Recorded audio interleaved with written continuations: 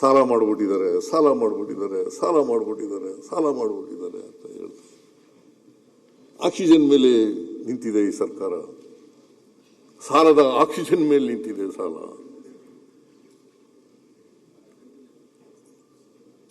ಆಮೇಲೆ ಎಲ್ಲಿ ನಾನು ಹಿಂದೆ ಮಾತಾಡಿದ್ನ ಎಲ್ಲ ಒಂದ್ಸರಿನೂ ಮಾತಾಡಿರ್ಲಿಲ್ಲ.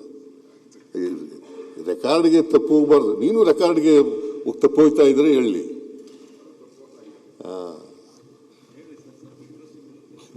ಇಂಟ್ರೆಸ್ಟಿಂಗ್ ಏನು ಬೇಡ, ನಾವು ಹೇಳೋದೇ ಇಂಟ್ರೆಸ್ಟಿಂಗು, ನೀವು ಕೇಳೋದೇ ಇಂಟ್ರೆಸ್ಟಿಂಗು.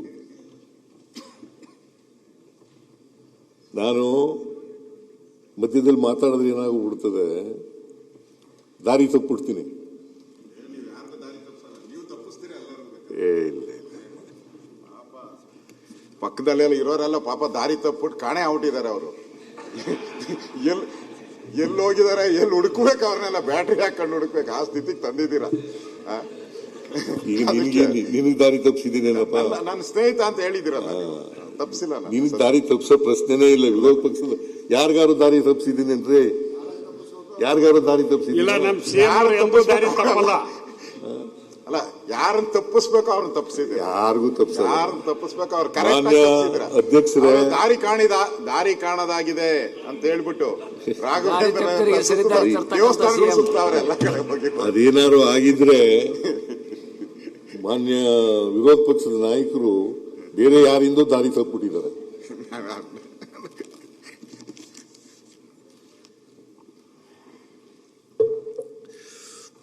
ಅದರಿಂದ ನಾನು ಯಾರಿಗೂ ದಾರಿ ತಪ್ಪಿಸ್ತಕ್ಕಂಥ, ಇದು ವಾಸ್ತವವಾದಂಥ ವಿಚಾರಗಳನ್ನ ಸದನದ ಮುಂದೆ ಇಡ್ತಾ ಇದ್ದೀನಿ. ಯಾಕಂದ್ರೆ ಸದನ ನಾವು ದೇವಾಲಯ, ನ್ಯಾಯಾಲಯ ಅಂತ ಅನ್ಕೊಂಡಿದ್ದೀವಿ. ಅದರಿಂದ ಈ ರಾಜ್ಯದ ಜನ 7 ಕೋಟಿ ಜನ ನೋಡ್ತಾ ಇದ್ದಾರೆ. ಅದರಿಂದ ದಾರಿ ತಪ್ಪಿಸ್ತಕ್ಕಂಥ ಪ್ರಶ್ನೆನೇ ಇಲ್ಲ, ಯಾರಿಗೂ ದಾರಿ ತಪ್ಪಿಸ್ತಕ್ಕಂಥ ಪ್ರಶ್ನೆ ಉದ್ಭವ ಆಗದೇ ಇಲ್ಲ. ಕರ್ನಾಟಕದ್ದು ಅಂದಾಜು, ಅದರಿಂದ ನಾವು ಏನು ಫಿಸ್ಕಲ್ ರೆಸ್ಪಾನ್ಸಿಬಿಲಿಟಿ ಆಕ್ಟ್ ಅದೇನು ಮಾರ್ಗಸೂಚಿಗಳನ್ನು ಹೇಳ್ತದೆ, ಮಾನದಂಡಗಳನ್ನು ಹೇಳ್ತದೆ, ಆ ಮಾನದಂಡಗಳ ಒಳಗಡೆನೆ ಇದ್ದೀವಿ. ಇವತ್ತಿನಿಂದಲ್ಲ, ನಾನು 94-95ರಲ್ಲಿ ಹಣಕಾಸಿನ ಮಂತ್ರಿ ಆದೆ. 94-95 ಅವತ್ತಿನಿಂದ ಇವತ್ತಿನವರೆಗೆ ನಾನು 17 ಬಜೆಟ್ ಮಂಡಿಸಿದ್ದೀನಿ. 17 ಬಜೆಟ್ಗಳಲ್ಲಿಯೂ ಕೂಡ ಸಾಧ್ಯವಾದ ಮಟ್ಟಿಗೆ ಫಿಸ್ಕಲ್ ಡಿಸಿಪ್ಲಿನ್ ಅನ್ನು ಮೇಂಟೈನ್ ಮಾಡ್ತಕ್ಕಂಥ ಪ್ರಯತ್ನವನ್ನು ಮಾಡಿದ್ದೀನಿ. ರಾಜ್ಯಕ್ಕೆ ಹೊರೆಯಾಗ್ತಕ್ಕಂಥ, ಜನರಿಗೆ ಹೊರೆಯಾಗ್ತಕ್ಕಂಥ ಬಜೆಟ್ ಅನ್ನು ಮಂಡಿಸಿಲ್ಲ.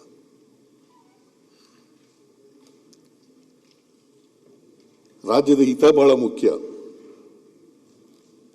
ಈ ರಾಜ್ಯದ ಜನರು ಬಹಳ ಮುಖ್ಯ.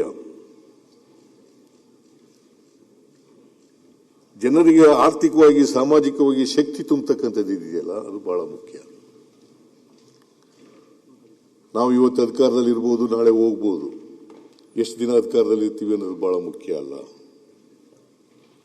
ಆದರೆ ಅಧಿಕಾರದಲ್ಲಿ ಇದ್ದಾಗ ನಾವು ಏನು ಮಾಡ್ತೀವಿ ಅಂತಕ್ಕಂಥದ್ದು ಬಹಳ ಮುಖ್ಯ. ಈ ರಾಜ್ಯದ ಬಡವರಿಗೆ, ದಲಿತರಿಗೆ, ಹಿಂದುಳಿದವರಿಗೆ, ಅಲ್ಪಸಂಖ್ಯಾತರಿಗೆ, ಕಾರ್ಮಿಕರಿಗೆ, ರೈತರಿಗೆ, ಮಹಿಳೆಯರಿಗೆ, ಇವ್ರಿಗೆ ಏನು ಮಾಡ್ತೀವಿ ಅನ್ನೋದು ಬಹಳ ಮುಖ್ಯ. ಸಾಮಾಜಿಕ ನ್ಯಾಯ ಮಾಡಿದೀವೋ ಇಲ್ವೋ ಅಂತಕ್ಕಂಥದ್ದು ಬಹಳ ಮುಖ್ಯ. ಅವರಿಗೆ ಆರ್ಥಿಕವಾಗಿ, ಸಾಮಾಜಿಕವಾಗಿ ಶಕ್ತಿ ತುಂಬಿದೀವೋ ಅಂತಕ್ಕಂಥದ್ದು ಬಹಳ ಮುಖ್ಯ. ಅದಕ್ಕೇನೆ ನಮ್ಮ ಸಂವಿಧಾನ 1950 ಜನವರಿ 26ನೇ ತಾರೀಕು ಬಂತು. ಅದಕ್ಕಿಂತ ಮುಂಚಿತವಾಗಿ ಬಾಬಾ ಸಾಹೇಬ್ ಅಂಬೇಡ್ಕರ್ ಅವರು, ಸಂವಿಧಾನ ಕರ್ತೃಗಳು, ಒಂದು ಮಾತನ್ನ ಹೇಳಿದ್ದಾರೆ. ನಮಗೆ ಆಗಸ್ಟ್ 15, 1947 ಸ್ವಾತಂತ್ರ್ಯ ಬಂದಿದೆ. ಆ ಸ್ವಾತಂತ್ರ್ಯ ಯಶಸ್ವಿ ಆಗಬೇಕಾದ್ರೆ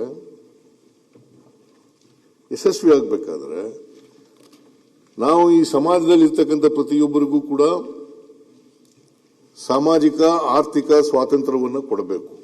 ಬರೀ ರಾಜಕೀಯ ಸ್ವಾತಂತ್ರ್ಯ ಬಂದರೆ ಸಾಲದು, ಆರ್ಥಿಕ ಸಾಮಾಜಿಕ ಸ್ವಾತಂತ್ರ್ಯವನ್ನು ಕೊಡಬೇಕು.